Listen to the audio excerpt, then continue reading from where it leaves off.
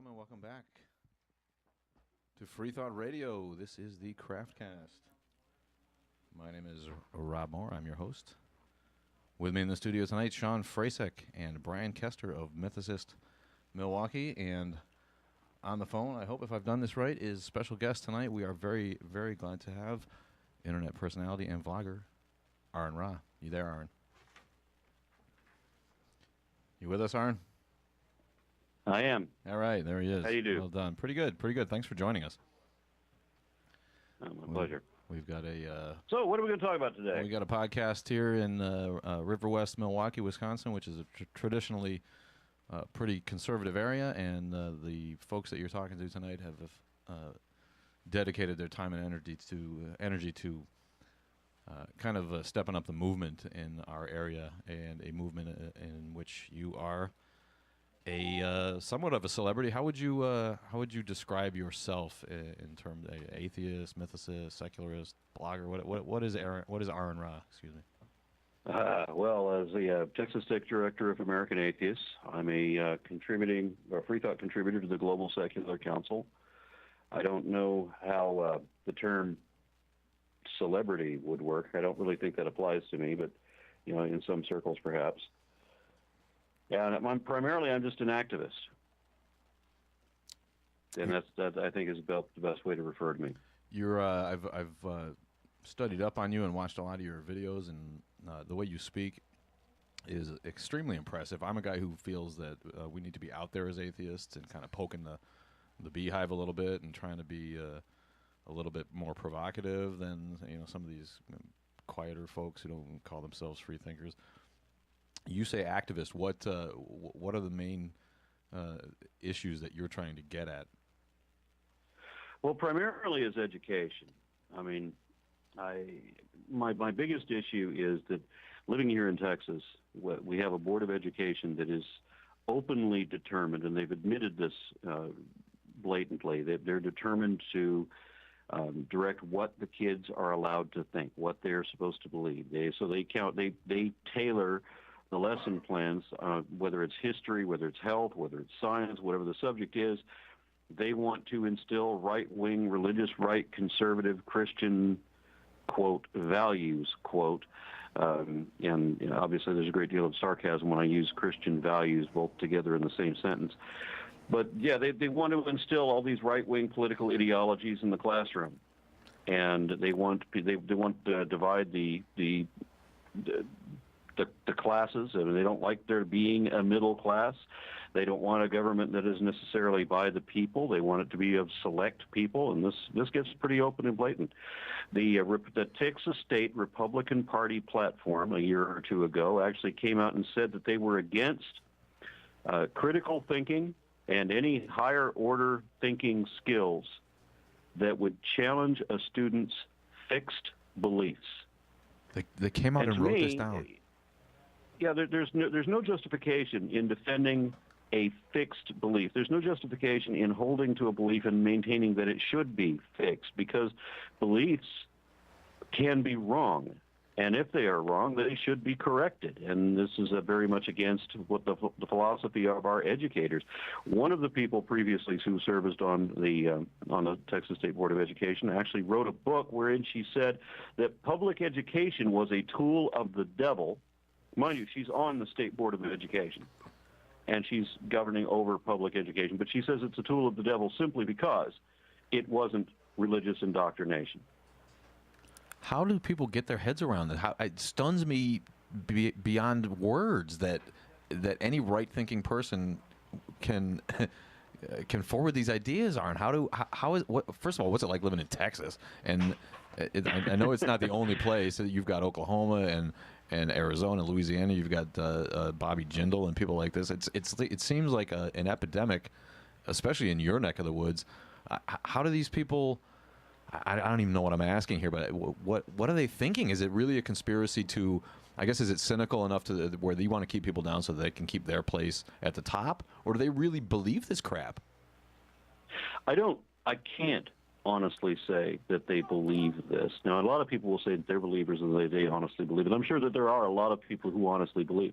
But when you've been immersed in this discussion, let's say we're talking about evolution versus creationism, once you've had any time to explore the ideas on either side, you very quickly find yourself having to make a choice. It's forced upon you. You can either remain honest or you can remain creationist, but it is no longer possible to remain both. Now, in the case of the State Board of Education, our former chairman of that board, Don McElroy, most famously received testimonies from, I think it was 120 different scientists, all advocating evolution when they tried to remove evolution from our science books. And in response to this 120 testaments, the 120 people giving testimony, he said that somebody had to stand up to experts. Now, that's the famous quote. The one that is lesser known is when he gives addresses to the classrooms that he teaches, because sadly this dentist, visits his religious expertise on classrooms, and one of the things that he commented in one of his classes, like a graduating class, he said that they needed to keep chipping away at that empirical evidence. So what we have here is something that's very clearly not about truth. This is about what people believe, and whether they believe matters more than whether it is true. And this is very explicit. In one of the debates that I had with Don McElroy and somebody else who was courting the Board of Education some years ago, I think it was about in 2005, that one of the people that I was debating then, who was trying to get evolution out of the Texas classrooms, he was advocating something called Texans for Better Science Education. And what he admitted to me in a moderated debate that he knew that there were many examples of transitional species, but he said he wanted to teach students that there were none, because he said it was important that they believe that there are none. So it is not remotely about what's true and what's not true, or understanding the facts of the matter. This is all about controlling what the kids believe and causing them to believe things, even if they're not true, as long as this is what they want you to believe. How do you fight? Does that answer your question? Yeah, I guess it kind of does. It's sort of what I feel. Anyway, what is it specifically that we can do here? What is it that you do that works as far as fighting this? And we're not immune to it in Wisconsin. We've got Scott Walker just got reelected. He's taken the limits off voucher programs, allowing public school parents to take their vouchers and send their kids to Lutheran schools where they're teaching them the same bunk out of Genesis as if it were scientific fact. What is it that works? What can we do to fight? Okay, this is the surprising thing, because we have a whole lot of people here, particularly in this last election, who are of the mind that you should not vote, that somehow inaction is the best course of action. And I don't know how they come to this kind of rationale. Republicans always do better when there's low voter turnout, because they're voting exactly the way their churches tell them to vote. I mean, as a congregation, even though the church has a tax-exempt status because they're not supposed to lobby, that's exactly what these churches do. So whenever you can't get a very high voter turnout, then the voter turnout you do get tends to be those church congregations that are favoring the Republicans. This is why the Republicans swept everything, because 2/3 of the country didn't vote. And all of these people are telling me that, that doesn't matter if they vote, and they're both the same side, and your vote doesn't count. And if any of this was true, then why would it be that they would have gerrymandering? Why would they have voter restrictions? Why would they segregate off or block or make inconvenient in any capacity that they can any situation which does not favor that party? So, I mean, obviously the fact is that voting does work, and I would agree with some of these people when they say that it's a broken system, because, it is. But the way to fix it is by voting, and voting in the right people, and then voting the right people for, pressing that they vote for the right issues. You have to be on top of these people. The Constitution does not defend itself. Texas ignores the Constitution as much as it can. And they even ignore their own state constitution. Here in the state, they have in the Constitution, you're supposed to provide a free public education. But The Republicans of the modern day want to undermine and destroy the Department of Education.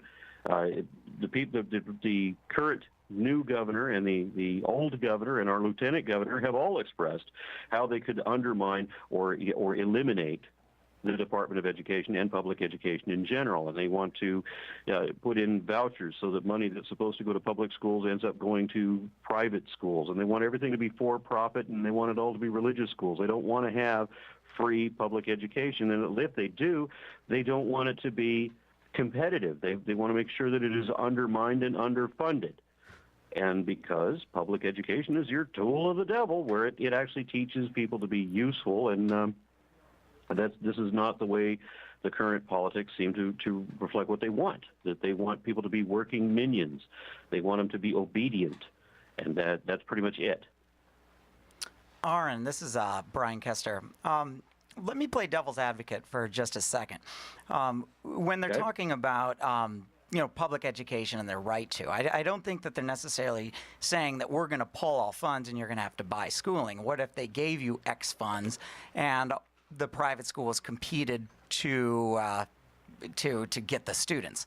Would that be acceptable? Because obviously we don't want people that are underprivileged not to have an education. I mean, this would be the counter argument. What would you say to that? I wouldn't be able to talk about that hypothetical argument because they actually did say what you're saying they didn't say. Oh, really? I mean, when they I can't believe I can't remember my own governor's name. How could I forget my beloved governor? Oh, yeah, Rick Perry.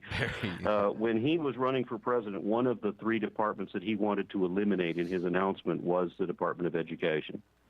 And other Republicans have made similar statements so that they wouldn't have any public education anymore. They didn't want to have, one of them was arguing that they shouldn't have obligate public education, that children should be able to rejoin the workforce earlier. So one of the arguments he was arguing for was not only this other Republican that was talking was not only that they wanted to remove the necessity of public education and remove public education as a. So people either sent their kids to private school that just didn't go to school. Is that his idea? Is that what he means by that, Aaron? Did we lose him?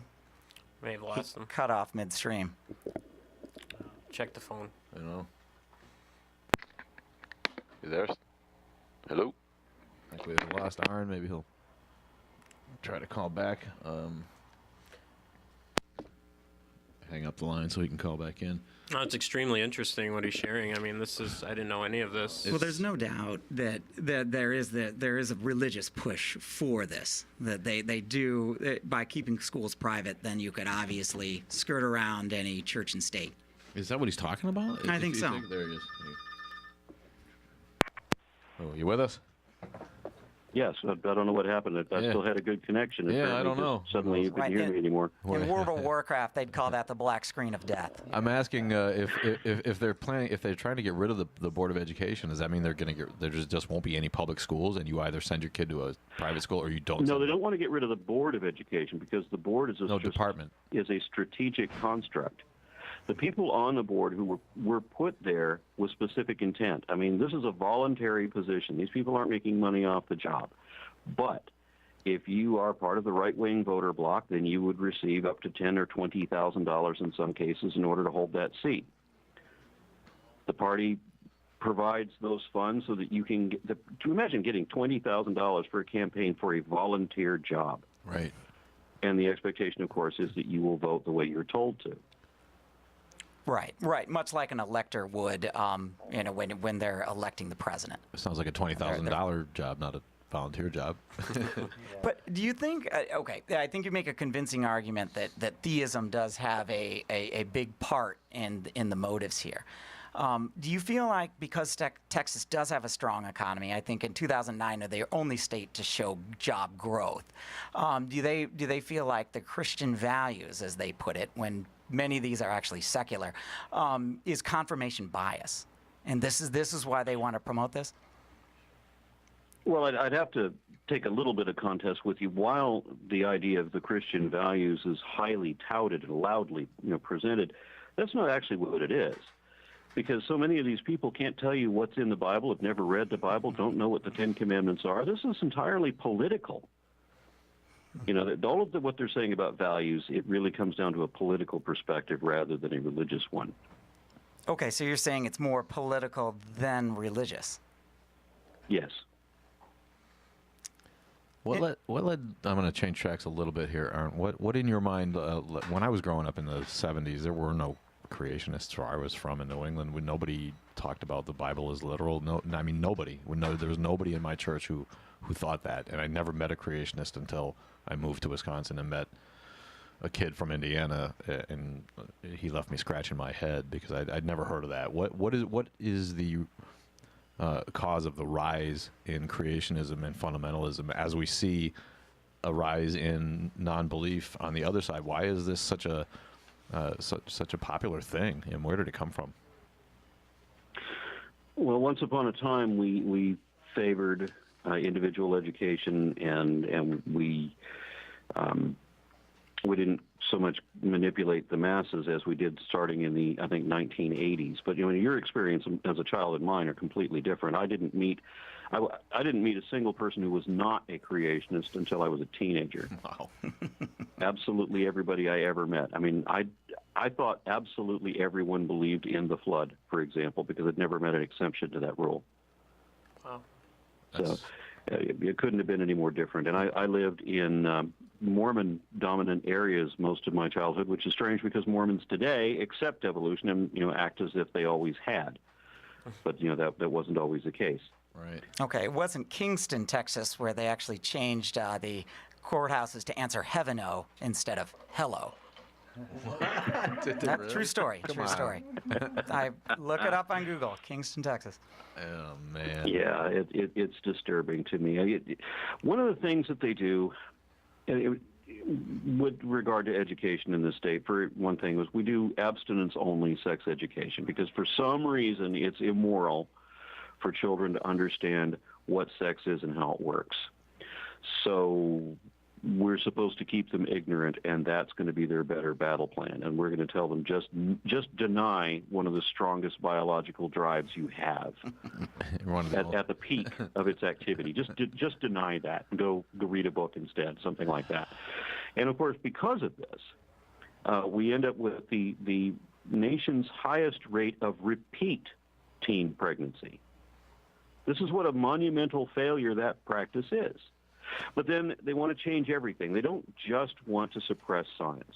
They don't, they don't want anybody to believe in evolution, for example. They don't want anybody to know that it's even a thing. They want to teach the Bible as if it's, historically correct. There's no part of the Bible that is historically accurate, but this is the way they want to present it anyway. And right now, the big issue that we have is with the history books. Previously, as I mentioned, we had the Board of Education received 120 different professional scientists and representing different science organizations, all arguing advocacy for evolution, and the board ignored all of that testimony. This time around, starting in September, there were dozens of historians, professional historians and educators, who testified to the board that, among other things, that Moses was not a historic character. And that even if he was, he still wouldn't have been an inspiration for the Constitution, that the Constitution was in no way based on Judeo-Christian, quote, values, quote. It had nothing to do with the Ten Commandments. The Ten Commandments has no relation or inspiration on the Constitution whatsoever. But this is a political point that the religious right has to instill. This is one of their primary core functions. They have to get everybody to believe that this was somehow founded as a Christian nation and that the Ten Commandments is the basis of the Constitution. And it doesn't matter how many people, how many professional historians testified before the board that this is not the case, and we can prove that this is not the case. The board went ahead with that anyway. At first, they decided that they weren't going to do anything. And then they maintained a conversation with some publishers. They'd insisted that the publishers include Moses as if he was a historic character, as if he was an inspiration. And one of those publishers, to their credit, withdrew their book. They refused to add Moses in as if he was a historic character. And out of honor and respect out of that, I want to name them. They were Houghton. Hawken. Yeah, they were the ones that pulled their book. Good for them. Yeah. And this is what they all should have done, and they were the only publishers who did. The other publishers, I'm really astonished that for the sake of money and for the sake of getting Texas business, that they would put things into their textbooks which are demonstrably wrong. It's really an And embarrassment. this wasn't the only thing that they put in. The references to Moses are not the only thing. They had all kinds of, pro-white, pro-Christian things that were put in there that were also to the denigration of other religions, of other ethnicities.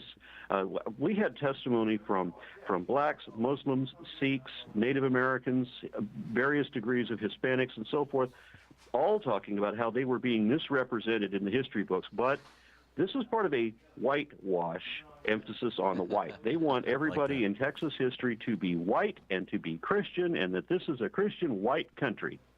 Including a Palestinian Jesus, right?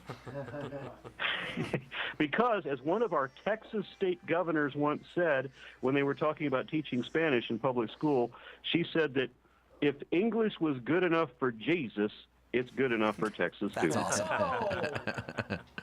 do you go around to schools and talk like this? Do you give speeches? Are you able to? And is there anywhere that would welcome you besides groups of atheists where you can present? Well, there's hardly any point in going to a school. Any individual school is going to receive a harsh response, or that they won't want to endure the controversy of having somebody like me. They certainly wouldn't give me a venue to talk there. The controversy. As a matter of fact, truth. there was one time a year or so ago, there was to be a debate in East Texas, and I was supposed to debate some minister down there on the issue of theism versus atheism, and it had been set up. They got the venue selected, they had the date and everything planned, and then the guy that I was supposed to debate eventually looked me up and bowed out, and then other people looked me up too, and then the venue closed. They said, we're not going to have that guy in our town. So suddenly it was too controversial because I guess it's me. I don't know. But the town of Lufkin, Texas would not let me come debate in their school, which was originally by their invitation. Aaron, did you think that maybe he saw the long hair and thought you had Samson-like powers? We love them. No, I don't think that would have been it, because when you're going to go by superficial judgments, I would have thought that we'd have some clean cut, as they put it, young man, and then you have somebody that looks like a roadie from Pantera. Then they would just this is how they would treat it. This is what I would have thought, but that's not the way that it went. You're impressive in your knowledge, your wide-ranging knowledge of not only science but philosophy and mythicism and religion itself. And I was impressed at the breadth that you can speak to. How do you see yourself mainly? Are you a? I know you said activist, but do you call yourself an atheist? Do you call yourself a mythicist? How do you define that? Well, yeah, I have to call myself a mythicist because through my associations with a number of historians, biblical scholars, and experts on comparative mythologies and such, and then according to my own research in those areas as well, I've come to the conclusion that the Bible is almost entirely adapted from neighboring mythologies and older mythologies, and that characters like Moses, for example, it never existed in reality. If you had a time machine, you would not be able to find Jesus. That is my contention. You might find some individual guy who matches some tiny aspect of that myth, but you would never find one single person that you could declare you could say this is the historic Jesus, because there wasn't one. At a minimum, I think Jesus was a composite of 3 to 5 people, none of whom would qualify as an actual historical Jesus, and certainly none of them would have been the deity that people believe in. In my perspective, there is no truth to the Bible whatsoever. Right. And this is Sean Frasick, Aaron. Thanks again for being on the show. And I just wanted to touch base on the interview you did with D.M. Murdoch. That was incredible, first of all.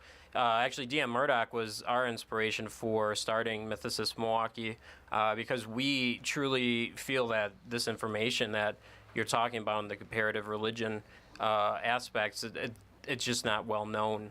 And when you start, I think for a lot of people, including ourselves, once people start knowing that information, how many lawgivers there were, how many other godmen walked on water, raised the dead, and things of that nature, people start to kind of put it all together, So again, it was a great interview with her on, and we really appreciated that you had her on. Well, I certainly appreciated having her on. I thought she was brilliant. I've got halfway through her book, and the arguments so far, she says that it changes pitch to argue from a different perspective in the second half. I'm looking forward to that. But so far what I've got is really damning, and it's definitive. It's a very good piece of work with an excellent scholarship. It's inarguable, I would think. Yeah, exactly. But, we'll see what kind of excuses people come up with. And, the one thing that you touched on in the argument, I kind of wanted to, or in the interview, I'm sorry, I wanted to touch on today was zeitgeist. Now, her scholarship and her reputation's got a big black eye from that movie, even though, as she explained in the interview, she didn't put that film together. A gentleman by the name of Peter Joseph did. He actually took her work and then several other religious scholars, I guess you'd call them, work, one being Jordan Maxwell. That's where you get the whole son pun that comes up, and it's highly refuted. But zeitgeist for us, what it did, and I understand the scholarship issues with some of the video, but what it did for us is it took this extremely difficult information and simplified it, made it and put nice images in there and kept it entertaining, and it forced us to then challenge ourselves to learn more about the information out there in mythicism. So I am a proponent of the Zeitgeist film, part one of the Zeitgeist film, only in the sense that it does offer up that information to people on a layman's scale. That anyone can kind of watch it and understand it and then challenge themselves to learn more about it. I mean, my perspective on the Zeitgeist film, I think I watch these things with an open mind. On the middle section, when they're talking about, American currency, I really had nothing to speak to that. I don't know the history of finance very well to bring that up at all. I was able to, I considered the arguments for the 9/11 conspiracy thing, and I did actively investigate those on the suspicion that maybe what they were talking about was actually true. And I've concluded, of course, that it's not. Mm-hmm. And there were several reasons why, and I'm sure people want to argue with me at some point because they still believe in that 9/11 conspiracy thing, and I just need to find what it is why do they still hold to that? I don't know. But once they can explain that, then we can go find out what the real issue is. I've satisfied my own curiosity with that. And on the first one, the one that we're talking about now, I had people calling me to say that they'd seen this movie and they wanted to know if I could verify it. And there wasn't that much that, through my limited expertise that I could actually verify, but there was a couple of things that didn't match, and the only one that comes to mind right now was the one about the son, S-O-N versus S-U-N. Obviously, that only works in English. Mm-hmm. And D.M. Murdoch said that was a pun. It was something that they'd done just in fun, and I guess that ended up in the movie as if it wasn't. They weren't just being tongue in cheek.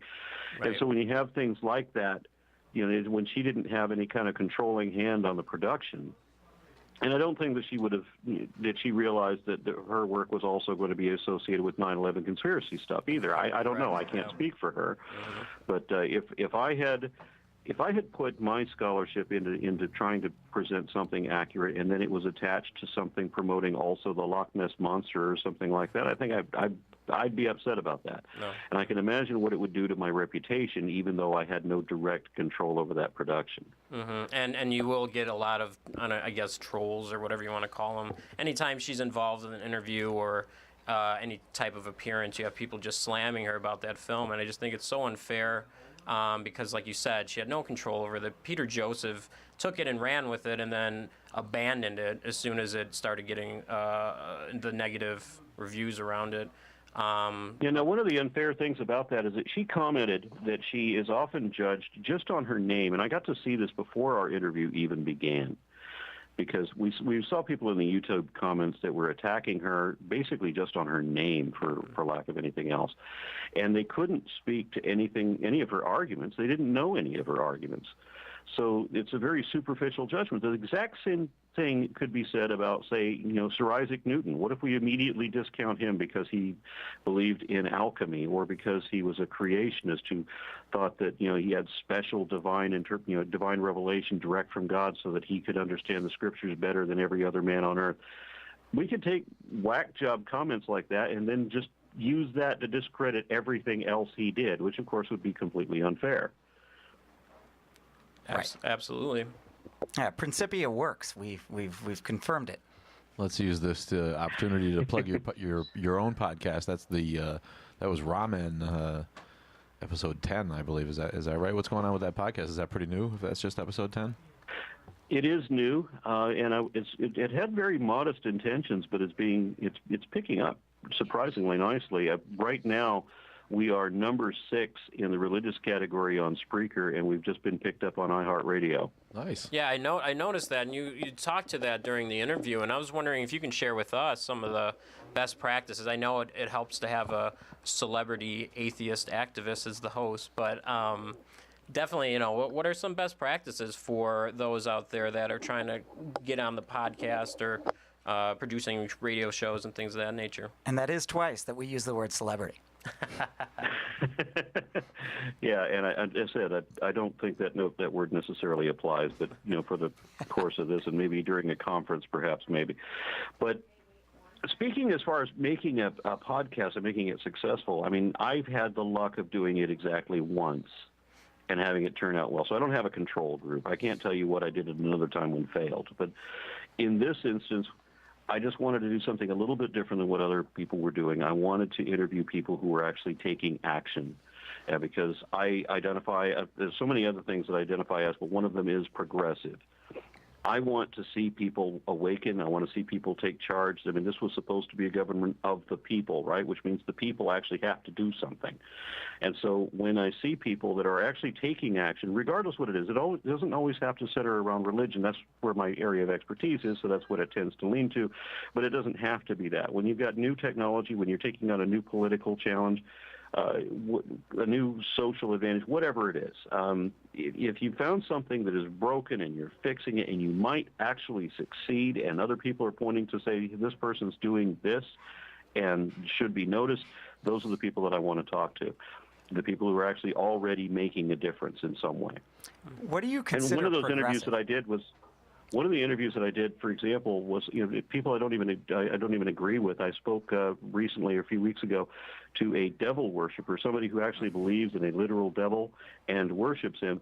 But his organization, his satanic church, had actually won a court case with regard to secularism and freedom of church and or separation of church and state, freedom of religion. And I had to commend his church group for that in the court case that they fought. After that, we start investigating, the devil worshiping beliefs, and I'm sorry to say, of course, it comes into an argument at that point. That wasn't the intent of the show. We all find ourselves on that side of the fight, though, as the Supreme Court allows Christian and other religious paraphernalia displays on public property. Then the other groups have no choice but to go ahead and express themselves the same way. And of course, I think we're all in agreement that it would be better if they just ruled that none of it's allowed. But as long as they're going to, and that doesn't ever happen until when you get religion in schools, as like our current governor now wants to do. He wants to have church, or he wants to have the teacher lead the students in prayer. Now, if you remember, this is what Madalyn Murray O'Hara got famous for. This is why she was the most hated woman in America, because in 1962-63, she went to court to stop teachers from leading school prayer. So that if you don't happen to be a Protestant Christian of the right denomination, then you're not going to be offended, or you're not going to be routed into this religion. So they're taking people of other faiths and forcing them to pray to their God. Of course, this is absolutely wrong. Any Christian should have sided with that, but of course, the way it's been represented is that she forbid students from being able to bring their Bibles to school, or to mention the Bible, or to pray on their own. All of this is completely untrue. All it was taken away was just the teacher can't force a specific religious of a specific religion onto the students and force them to pray and follow in line with that prayer. But this is what our governor now wants to do. So it doesn't matter what the Supreme Court says. He's going to overrule that. He wants them to have teacher-led student prayer. Well, Speaking of the Supreme Court, I remember watching one of your videos where the Alabama Chief Justice, Ray Moore, claimed that other religions, including Islam and Buddhism, didn't have First Amendment rights because those only applied to the freedom of religion to God the Creator, meaning the God that and he he gets chose. this. It's Sometimes they extraordinary. get even more specific than that. They say that when they talk about religion, they're only talking about Christianity, and so they should take that when they say freedom of religion, Yeah. it's freedom of Christian religion, and that nobody else counts. That's it isn't until incredible. you I couldn't prove- believe that when you expose that. That certainly more than the manger displays. That's the real specter. we have our own fight here in Wisconsin. I personally am leading the charge against the creationist fundamentalist Christian camp, like a summer camp for kids, where the unified school districts, the public school districts around here, are sending kids on a science overnight, for a 2-day science excursion to this camp, where they have a science center that includes a 7-room creation walk, where you can go and learn how learn the scientific truth of creation as exposed in Genesis. Which of course They're very free with that word truth, aren't they? they really are. Even when they really don't are. have anything that they can show is actually true. Nothing that would fit the definition of truth. or fact or data or anything. I can't tell you how many marketing campaigns I've seen surrounding the Christian faith that they term as truth. It's a truth campaign. And when you actually It's an start, assertion of conviction. yeah, and when you start peeling away the mythical core, there's nothing left. So, It seems like Yeah, a well, petty good luck problem. with that. And if there's anything I can do to help in that situation, I'd be happy to. Because I really want to hold these people accountable. This is one of the things that irritates me most about religion. There's no kind of accountability. If somebody in Christianity or in Islam or any other religious group does something crazy, well, of course, that person's not representative of the group, even when they're fundamentalist and they're following exactly what the core doctrine says. Well, they're still not representative somehow, right? So there's always an exception. That guy wasn't a true member of our faith. And then the only way that they can show a defense is when they show that they're not fundamentalist. But how does that justify the religion? It's funny, A friend of mine is an ex-Islamic apostate from Iraq, and he gave me this beautiful quote when he said that if a religion is of peace, then its extremists would be the most peaceful people on earth. And I thought that was a beautiful statement. That's because great. that's what it is. The only time you have peaceful or reasonable people in religion is when they are furthest out from the religious fundamentals. And it doesn't matter what the religion is. Right. Perhaps think it Jainism matters. is the only good example of that, where the extremists go to extreme lengths to not even kill bugs. Who is that? But then, of course, they're not part of the political sphere, so in this area anyway, so I can't speak to them, though you may be correct. Mm-hmm. To my experience, every religion that I've had to encounter or deal with or that gets involved in politics in this area, that's been the case. Well, my problem with Camp Timberley seems pale compared to what you got going on in Texas, where the governor is basically trying to. Yeah, we have schools here that only teach and have been teaching for a long time through various means. They've been teaching creationism legally in public school. They've been teaching the Bible as historical fact legally in public school through loopholes in religious studies class. These lessons very often include denigration of other religions, anti-Semitism, and of course, there's always instilling the right-wing conservative values thing. You're making me think a lot, Aaron. So do you feel like that religion is simply just an arm of politics? Because with Republican and Democrat, they both assume supremacy. In the same way with religion, even if you want to exclude the extremists, they're saying, well, then our centrist position is supremacist. Every religion seems supremacist. Yeah, and here they're dominionist. Our governor, Rick Perry, self-identifies as a dominionist. Do you know what a dominionist is? If your listeners don't know what a dominionist is, you can be a dominionist Christian, you can be a dominionist Muslim, but Dominionist means that your belief perspective is that your religion should eventually be in charge of everything. Oh, And course. Dominionist, D-O-M, yes. What's that? Dominion, D-O-M, Dominionist, like they hold dominion over the other religions. I'm getting to the... And eventually, to the extreme that some people want to take this to is where they enforce Levitical law. Nice. Or Sharia. Yeah, it's the same thing. We wouldn't have any hands, any of us. In the Abrahamic faiths, I mean, that's what the religious texts state. I mean, theirs is the one and only, you know? So, I mean, it's not far-fetched. I mean... So do we stand to lose this? Is there a real chance, Aaron, that we lose this fight as we see the numbers of non-religious people rising and atheism rising unquestionably in America? But yet these advances by creationists, are they going to? Should we be worried? There's a reality to look at here. We are seeing religion in decline. At least Christianity is in general decline worldwide, and this is even going on in the United States, and it's noticeably going on particularly in Texas. There have been severe statistical drops in religiosity here in Texas. But what you're getting at the same time, believe it or not, is you have an increase in the number of people who identify as creationists, almost half the population. Now, to be a creationist, you have to deny science both in principle and practice, because one of the things that you're against, not only are you against evolution specifically by definition, but it also is, creationism is against methodological naturalism. They want to be able to use magic as an explanation. Now, they don't ever call it magic. Of course, they call it miracles, but the two words mean exactly the same thing. They have the same definition. So they're arguing for magic as opposed to natural processes. Methodological naturalism is the thing that they're against. So in order to be creationist at some degree, you have to drop science. So what we used to have, the mainstream people, used to have some kind of belief in spirituality, some concept of God or soul or what have you, but they also understood that you needed to understand science and accept science as a way of working things.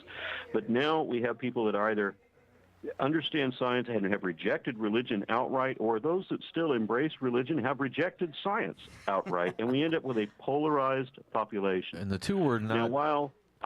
What? The two were not mutually inexclusive when I was growing up. It was, you could be a religious person and still believe in science. The fact is that... That's exactly correct. And while I would say that there is no truth in religion, and I would also go further to say that there is no value in religion. I love this. And I would therefore say that a population made up of people that didn't have any religion at all would certainly be better than a religious population. At the same time, I don't like the polarization. I don't like people, holding to a religion and then dropping science and becoming extreme. Well, in a sense, that's extremism right there. Mm-hmm. My point. You're no longer in that centric position. Right, you become an apologist. My take on the school thing is that we don't allow parents to teach their kids, the language of speaking in tongues, whatever language that is. No one's allowed to teach their kids that instead of English. No one's allowed to teach them math that doesn't add up, with a different math system that doesn't make sense. But suddenly we're allowing them to teach science that's simply not true, that's been proven to be not true. Isn't that child abuse? And how do we let a segment of the populace get away with that? Okay, here's the problem. For whatever reason, it is considered bad form for you to inform someone else's child that there is no Santa Claus. And by the same token, and for the exact same reason, you can't tell someone else blatant facts about evolution because, for whatever reason, you're somehow violating that person's fixed beliefs, their desire to believe something that is not true. I've actually had people argue with me that they have the right to be wrong. That's awesome. I suppose they do. Well, I've had people tell me that, That's for what my example, girlfriend says. I gave a specific example once. I mean, when we're talking about teaching things that we know are false, what the hell is the difference between going into a history class and having people tell you that Christopher Columbus was the first president of America, for example? No. No, that's or that no Ben difference. Franklin was the first king of America, whichever. And what I've been told by a surprising number of people, including not even always religious people. I've had atheist libertarians tell me this too. that if that's what parents want their children to be taught, then that's what those children should be taught. I don't see how And that it doesn't raises matter this. that we can prove that it's wrong, because fact, truth, these things are irrelevant. It's whatever the parents want their kids to believe. So they have a right to lie to their children. And somehow we don't have a right to tell the truth to those same children. But the way they've got the school system set up here in Texas with our history books now, as well as our science books, they have the right to lie to our kids, knowing full well that what they're saying is not true. But it doesn't matter, because all that matters is whether they believe what they've been told to believe. And they'll be punished if they don't believe. Don't you miss the beauty of the metaphor if you take the Bible literally? I mean, it's a nice story with we grew up reading the Bible and discussing what it actually meant, what the poetry meant. Not to take all it of it's literally. nice. Well, not all of it's nice, but all I of it's... gotta contest you on that too. And I don't mean to be argumentative. I'm just saying, how do you read the Bible and come away saying that's a nice story? Right. Well, I'm just talking. I mean, to say that the story. There's nothing wrong with the story of creation and God. It was explained to me as a When youth. I first read the Bible as a child, I'm not kidding. By the time I got to the end of Genesis, I literally flung it across the room in disgust. The story of the parts of it that they cherry pick that explain God's love for us and can be taken metaphorically, I think have can be defended as having given people hope and faith over the years, and While at the some same measure time, of comfort. we're going to have to kill everybody. But how Right. how do you spin it as literal and then try to take anything of value out of it? If it is taught in the same sense that Greek mythology is taught, or Egyptian mythology, or Norse mythology, then you have an argument. But when it's taught as history, or it's taught as historical, or different people actually experience these things, that's when it becomes a weapon for social control. Yeah, no, I remember when I grew up, I was in an area that was very heavily Catholic, Hispanic Catholic. And when I was in high school, I remember that there were students that weren't allowed to see the movie Jesus Christ Superstar, for example, and they weren't allowed to study Greek mythology because they believe in a different religion. So we had students, and I'm not kidding about this, just showed up with this one girl, for example, showed up with a letter from her mother excusing her from that class and from her preacher, saying that she believes in a different religion and shouldn't be taught about the Greek gods. Wow.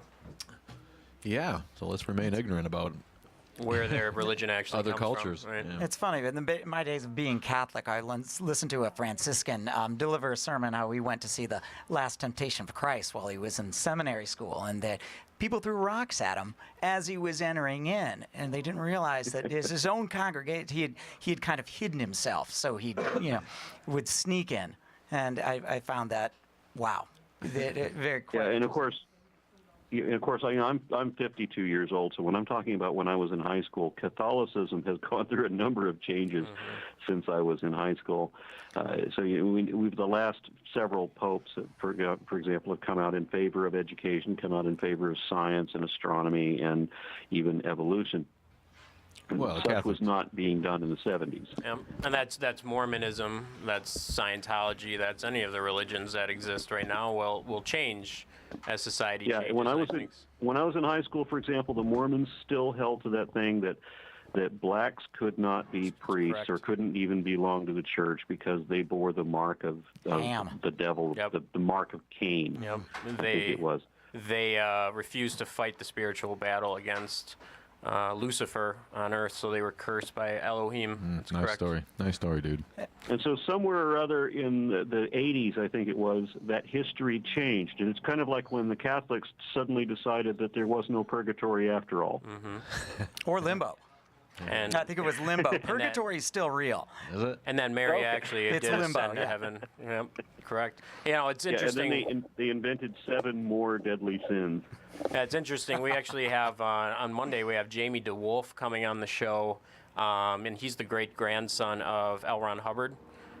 So his side of the family was actually disowned by his grandfather was L. Ron Hubbard Jr. So he actually disowned his son early on. So it'll be interesting to kind of pick his brain, and it's just another example of people will believe what they want to believe, even though you're shown, the facts are right in front of you that it's not true. Let me make another plug for Aaron here. I was introduced to actually the atheist movement. Probably wouldn't have met you nice fellas here in the studio with me if it wasn't for Aaron. It's specifically his 10th foundational or fundamental foundational problem with creationism. Yes, thank you. Where he works through evolution, and it's absolutely convincing. If you haven't seen it, look it up. 10th Foundational, AronRa on Google will get you there. We'll post it later. And it was quite excellent. I have two questions. So, how did you get so good at phylogeny? I have a master's in science, and you are awesome. And also I want to make a plug for his Patreon, which I looked before the show, 420 patrons and 2,400 per video. So we hope you continue to make more. Log on to his Patreon if you want to support Aaron. But how did you have formal training? How did you get so good? Well, on the matter of phylogenetics, I mean, classification of life forms has always been an interest of mine. It's been just a pet fascination. And I just explored that topic when I had the opportunity to do so. I was in a situation where, for a number of years, I was working in a call center environment that allowed me unrestricted browsing and for extreme overtime for years. And so I found myself in science discussion blogs and started following up on the material there. I read constantly for 3-4 years on scientific background. From amateur to expert. Eventually, yeah, well, kind of. When I went into college at some point after that, I was going to go get an MCSE degree, and I wasn't really feeling it, but I walked into the wrong room or walked into the wrong building, and I happened to I went into the science building, never being familiar with the campus, and I happened across a paleontology display, and it struck me that I knew every fossil that was in the display, and I knew the scientists behind the fossils, and I knew the controversy behind all of these, and I remember thinking, why do I know all of this? And why am I going for MCSE if I know all of this? And so I signed up as a geoscience major instead. That's incredible. That's a great story. You really are very articulate on a wide range of topics when you do your thing, and I can only hope to get to that point. We want to do what you do, man. Thanks for being with us. I got a couple of announcements. We're going to let you go. He's AronRa. He can be found at where? Go ahead and plug it, Aaron. Well, where can I be found? The name of your podcast. Yeah, I'm on the Raw Men podcast. I have a website that shows all of my material. It kind of works as my CV. It's simply aronra.com. That's ARONRA.com. And it shows the links to various presentations that I've given in the Foundational Falsehood series, and of course the shows and podcasts that I get featured on. So that's probably the best way to refer people. You heard it here. Thanks for being with us, Aaron. Ace of Clades, Free Thought blogs too. If people don't know what a clade is. Yes. I don't exactly quite know what a clade is, but all right. Thanks Need again. I explain that? A clade is a classification group that includes all of its descendants. Oh, okay. All right, thank you. I mean, I get the kingdom phylum, all of that. I did not know what a clade was. Thank you. King Philip came over, right? He did. All right. Is there a dirty word for that, or is there a dirty acronym for that, Aaron? For that kingdom phylum class order? This is If there is one, I don't know it. I was hoping. Family radio. All right, buddy. Thanks for joining us. We're going to let you go. We'll talk my to you pleasure. soon. Thank you very much. Thanks, Aaron. Take it easy. This is www.riverwestradio.com. You've been listening to the Kraftkast, and thanks to guests AronRa tonight, internet personality, and really extraordinary the way he can speak on a variety of subjects, and he's right there with the answers when it comes to these creationist boobs. He just slaps them down. It makes me so jealous. I can talk and I can shout and I can, I think I'm pretty sharp, but I'm not ready to do what that guy does. That's cool. Mm-hmm. He's well versed. We have a guest tomorrow night as well as Monday? Yes, we have a guest tomorrow night. Doug Michael out of New York. He runs the Awake in the Age of Revealing, and he also has a pretty popular YouTube channel. He's interviewed us. He's interviewed D.M. Murdoch, several other scholars. I'm not calling us scholars, but actual scholars. Nice. So he'll be on the show. And then Monday is Jamie DeWolf, the great-grandson of L. Ron Hubbard. In a special episode of the Mythicists to Milwaukee show at 5 p.m. on Monday. So join us tomorrow and Monday for those guests. And we are making way now for Dirty D, who's going to lay down the best of local urban beats. See you next week, everybody. Thanks, guys.